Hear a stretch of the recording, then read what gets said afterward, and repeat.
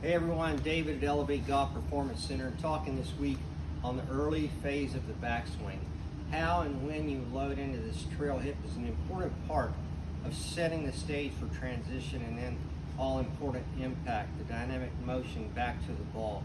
And it's critical that we hit a couple of these pressure points or pressure shifts early in the backswings to really allow us to transition in proper timing, downswing and into impact. We'll show you a drill that we use quite a bit here at Elevate, and we've seen this play out on the force plates, how it helps a player feel the pressure shift, because that's a difficult thing for a lot of players to feel.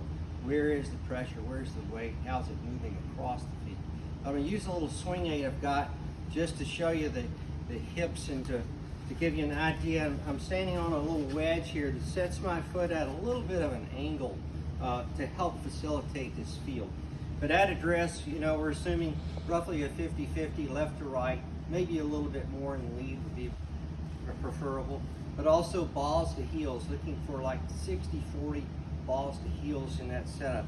But in the early phase of the backswing, as we start to club away, there's a little bit of a pressure shift to the right, a little bit of a frontal plane that shifts a little bit, pressure goes right, and it's sort of arrested with this right foot.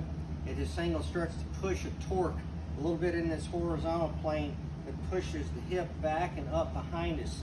That sets the body up for this all-important tilt that's needed to set the backswing performance up. So it's a little bit of a pressure shift into this trail foot.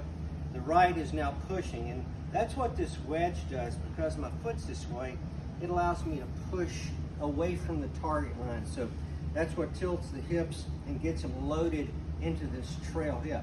So it's not really a turn. You're not really turning into that hip. You're in essence shifting pressure and creating a torque by pushing away.